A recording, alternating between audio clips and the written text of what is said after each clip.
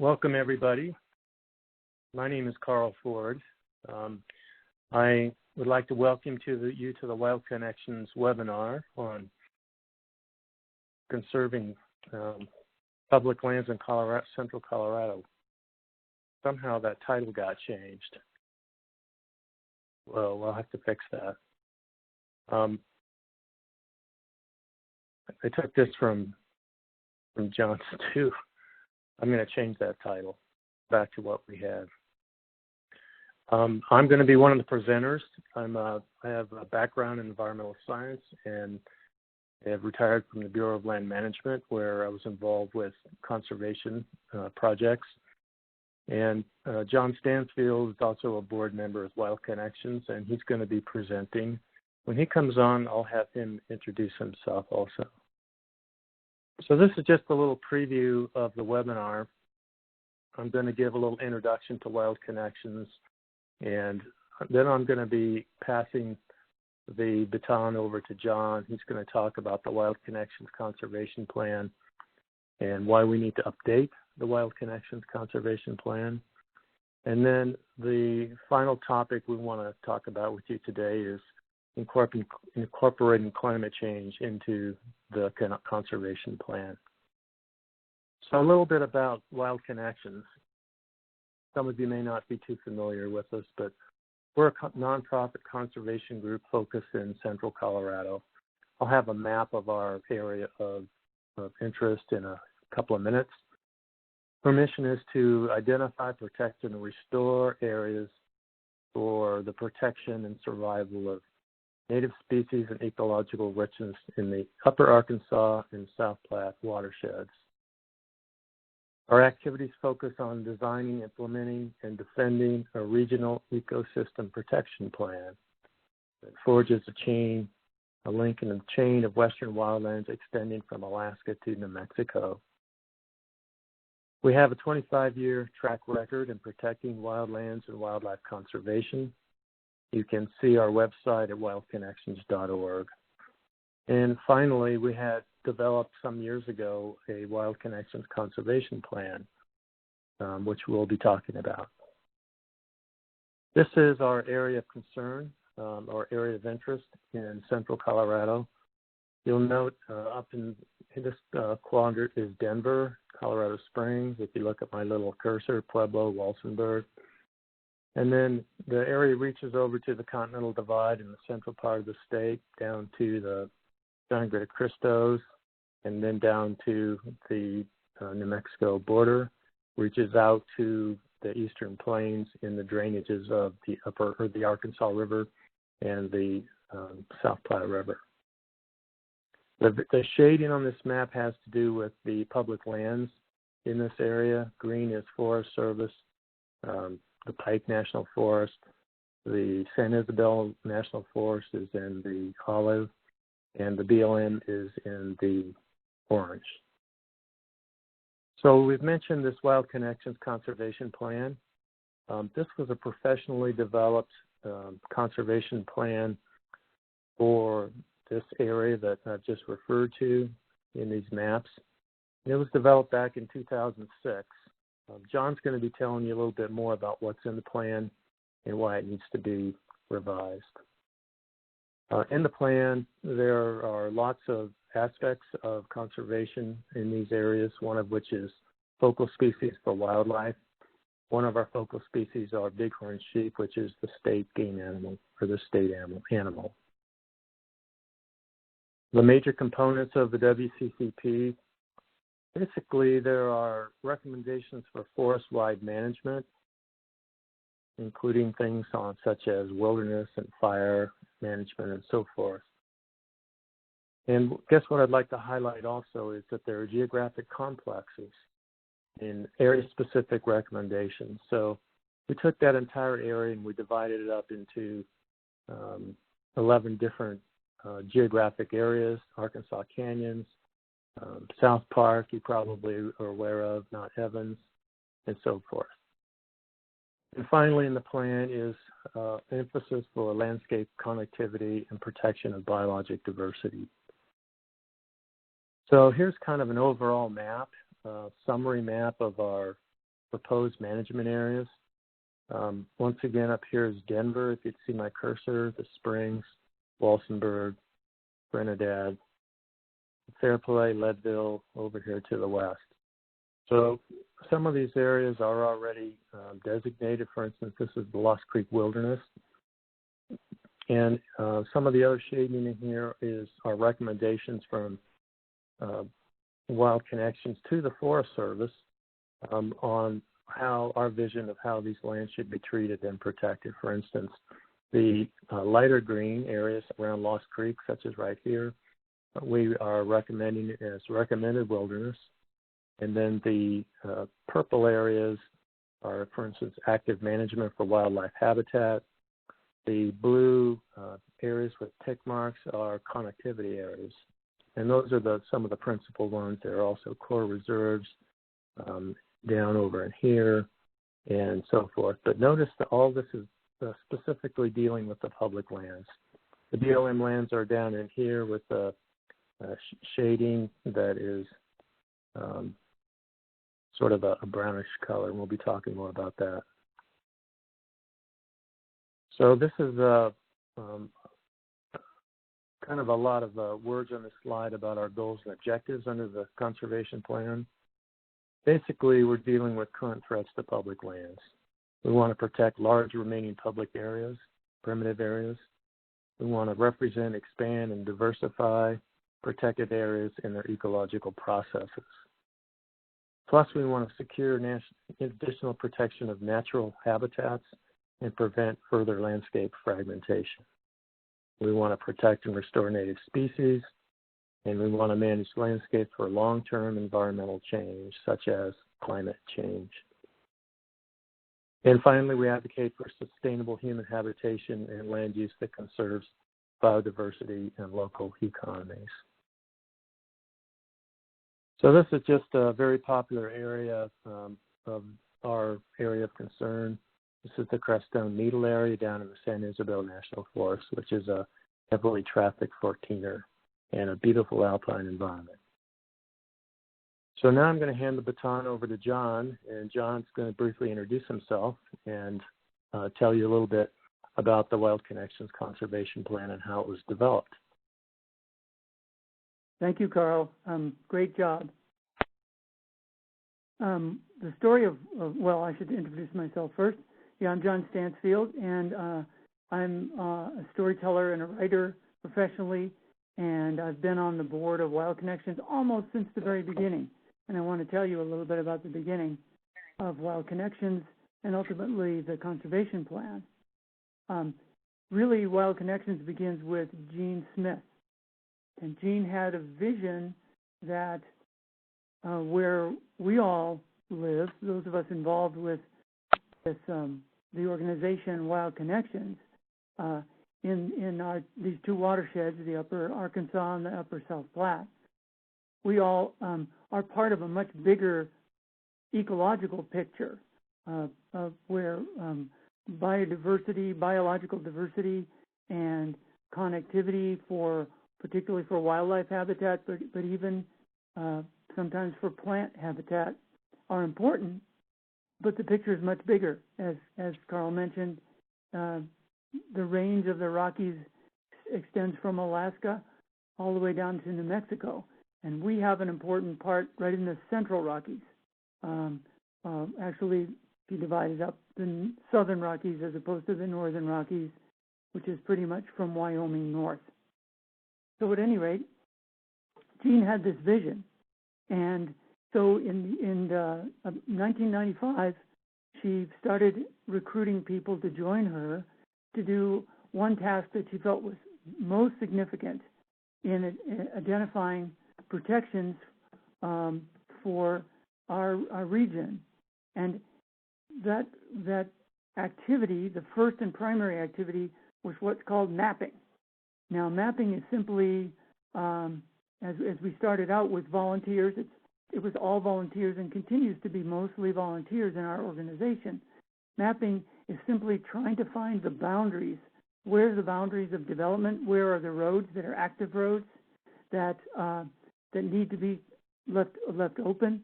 And where is the land that has the kinds of things that Carl was talking about, wilderness qualities, core reserve, wildlife habitat, all the things that the Wild Connections Conservation Plan eventually developed for. And so mappers, and this is where I first really got involved myself, mappers started to identify roadless areas in the Pike San Isabel National Forest. And some of us at that time were also looking a little bit onto the Bureau of Land Management lands, primarily those in the Arkansas Canyon area to the south. But mostly it was roadless areas, and ultimately we determined there were about 100 roadless areas, and we identified the boundaries of those areas, and then the real work began after that. We didn't realize it especially, but the real work began, because after you've identified the boundaries of the roadless areas, you want to know what is going on inside. You want to hike there and study and find out what the resources are in each of those roadless areas, what's valuable about it for continued protection.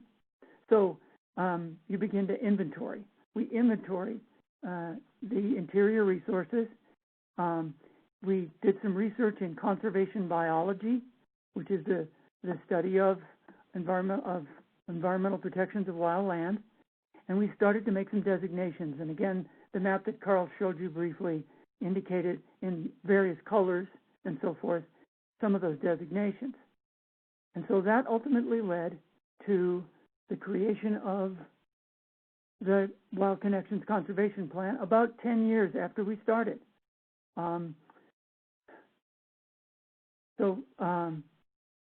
I guess that's probably time for the next slide, please. Here's this one day's example of thousands of days probably that volunteers have put in. In this case, the volunteers are working in BLM land adjacent to one of Wild Connections' recommended wilderness areas, which is Beaver Creek on the south slope of Pikes Peak. And right here, if you look closely, the tall guy is John Stukowski, who is our only employee.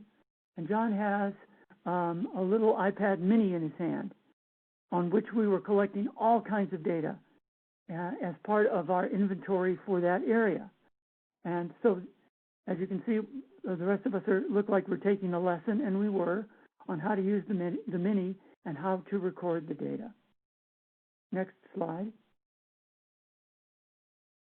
With the coming of the Wild Connections Conservation Plan in 2006, another opportunity made itself available to us a few years later, because the Bureau of Land Management, the area that I mentioned, mostly in the Arkansas Canyon area, which you see on the map before you now, the Bureau of Land Management added a resource to their planning criteria, and that resource is called lands with wilderness characteristics. In the past, they've been studying the watershed, the recreation, the agricultural uses, and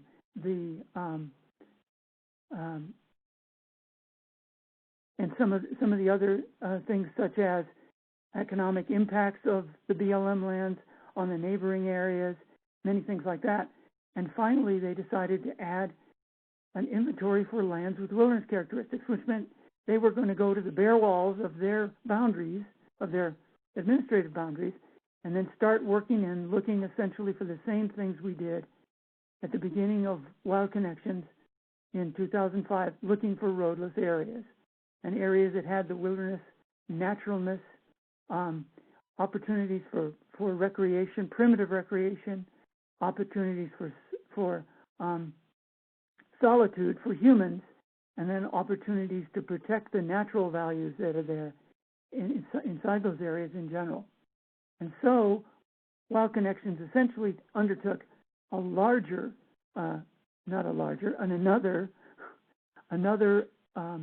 inventory process, very substantial, multiple years, more than 200,000 acres were inventoried, again, mostly by volunteers and some volunteer interns, and led by John Stukowski, who you saw in the slide.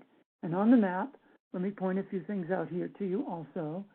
Way up in the top right-hand corner is Colorado Springs, and you can see the green of the national forest, the light green, around Colorado Springs. But dropping down immediately below Colorado Springs, you'll see the orange, and the orange are areas that have been designated protected by the BLM already, even before the lands with wilderness characteristics. They've been designated, they're called wilderness study areas, and so that area in orange is Beaver Creek Wilderness Study Area, and that happened to be the area where the photo that you just saw was taken. The areas that are in the light orange instead of the dark orange are areas that we identified as roadless areas, that Bureau of Land Management identified as roadless areas in their LWC, or Lands with Wilderness Characteristics, inventory. And so you can see we can drop down to the Canyon City area and to Highway 50, which bisects essentially the whole area of that inventory.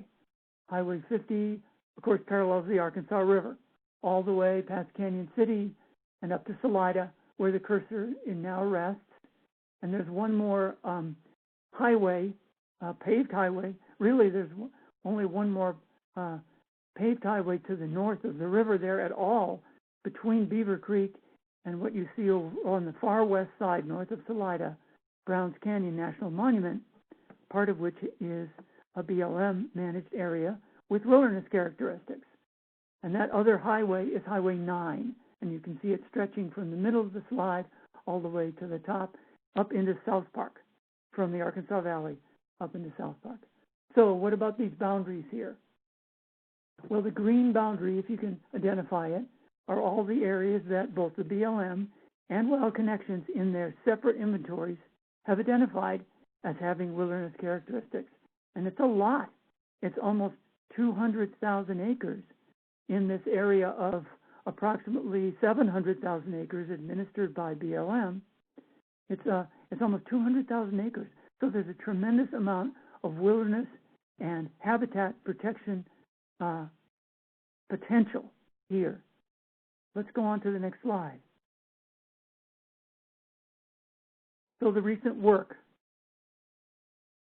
that we've been doing, I've already been describing to you somewhat.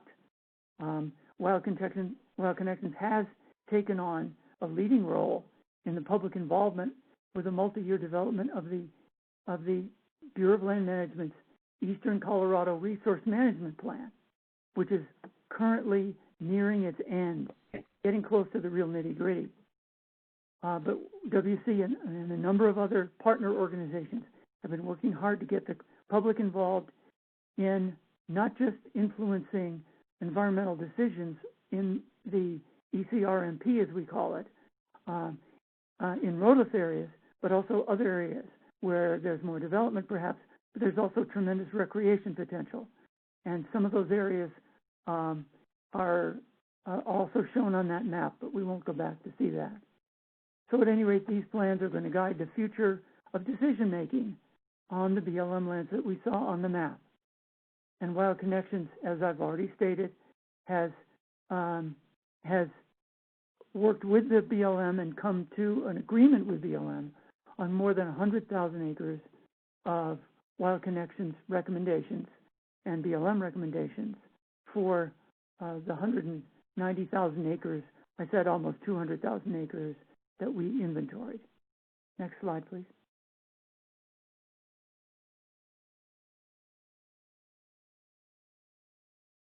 Next slide, please. It's up. Yeah, thanks.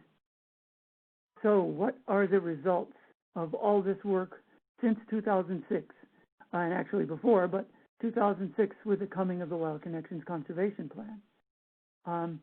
In the National Forest and on BLM land now, both, we've identified 54 additions, those would be to existing wilderness areas, or new wilderness area proposals on a total of 650,000 acres in both the forest and the BLM.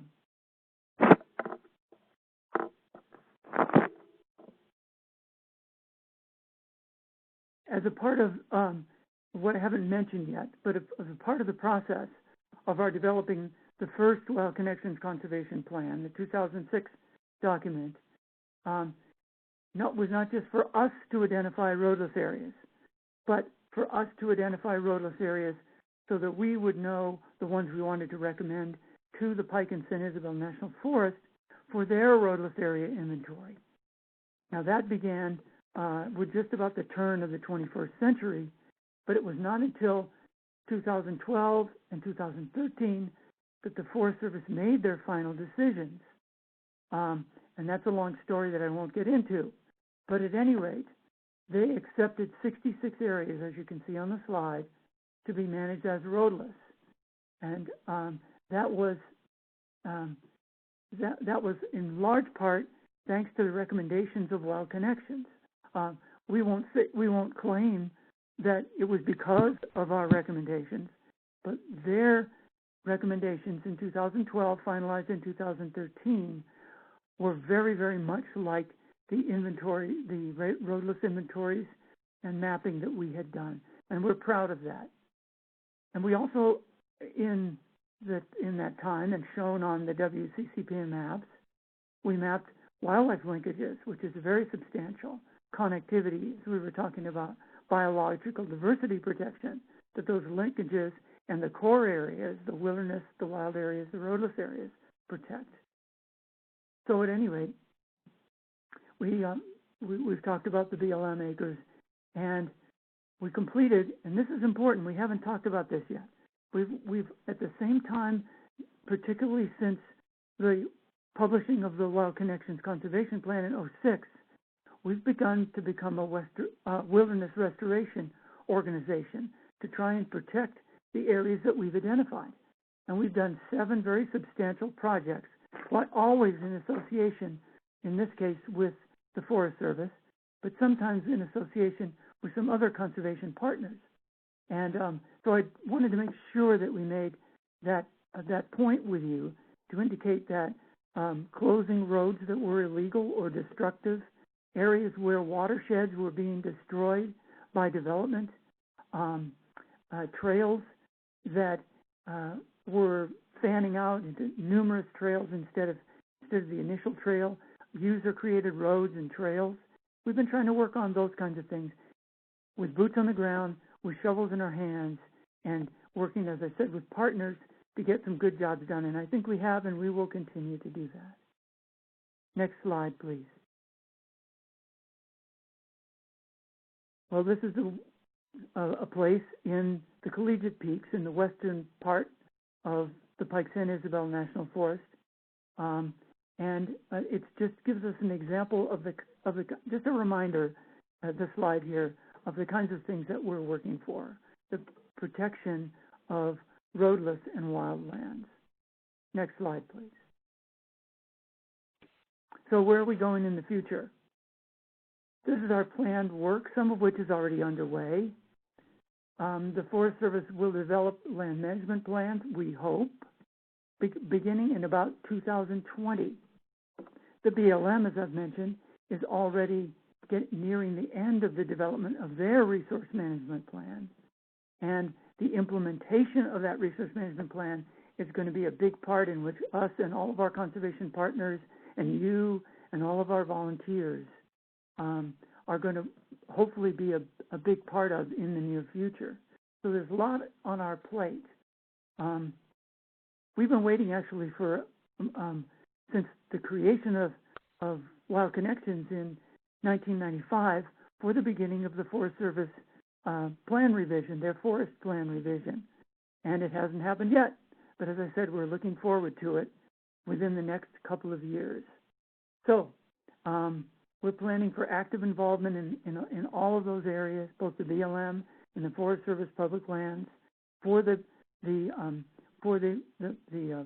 purposes that the organization was founded initially. And also, we hope that revising our Wild Connections Conservation Plan is going to help to take us into the future. And that is, as you can see, the last bullet on the page. Next slide, please. So what specifically does the WCCP need revising for? Much of it is still very, very credible data, very, very credible recommendations that we are and have continued to make to the land management agencies. But some things have changed. We talked about illegal roads, networks of user-created roads and trails in the National Forest and on the BLM. And those things, with the greater advent of motorized recreation, have become a much bigger problem. And so we need to get more of a handle on that for future management that we can advocate to the Forest Service and the BLM for. We need to do that, we need to conduct some new field inventories. The Pike Sandersville is undergoing what's called a travel management plan right now to deal with some of those issues that I just mentioned. And that data it'll be the first step in the creation of their new revised forest plan. Their first forest plan came out in 1985. So as you can tell, that's been pretty old and it's quite out of date. So the TMP, or Travel Management Plan, is step number one. And of course, we need to update BLM lands with wilderness characteristics for the same reasons, because there are sometimes illegal or user-created roads and trails that are going on into places where we and the BLM have identified lands with wilderness characteristics, and those wilderness characteristics are being degraded. So we'll take up the once-in-30-year opportunity with the forest plan upcoming. We'll continue to work with the BLM. And then here's the thing in 2006 that we probably knew about but did not take into account in terms of all the area about which we're concerned. And that was something we're all concerned about now, climate change. We did not make that an element in the Wild Connections Conservation Plan, but now we need, in our revising of the plan, now we need to add that. And so Carl is going to jump back in and talk specifically about all the elements of that, which is going to be a big part of our revision of the WCCP in the near future. Thank you. Okay, so I'm back. This is Carl.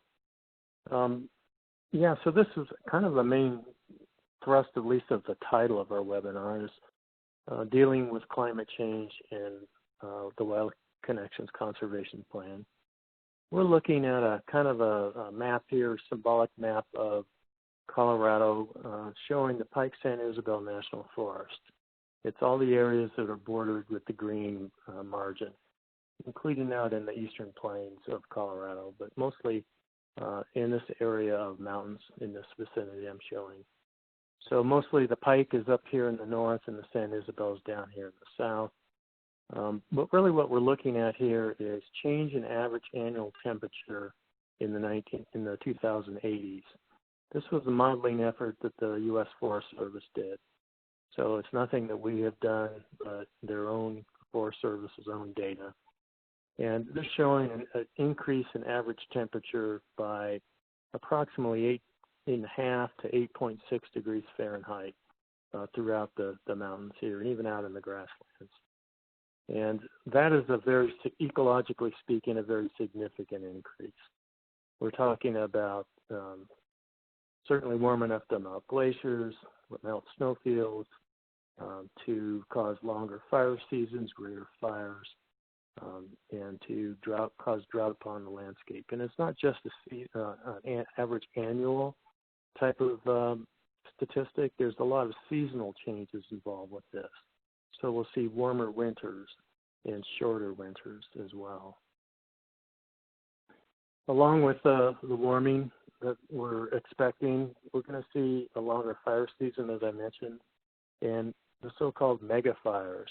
This is the Hayman Fire, which is in our area of concern, located in central Colorado. It was the largest fire in Colorado history. And this happened in 2002, and it's only slowly being reforested now. And here's another slide of an indicator of climate change. This is our Rocky Mountain pika. Kind of looks like a large hamster if you've seen them in the wild.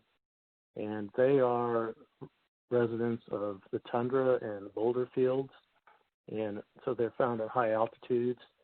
And they are a species of concern with climate change because they may lose their habitat. As the landscape warms, forests and shrubs may climb towards the highest part of the mountains and may actually take away the grasslands, the tundra that the pika depends upon.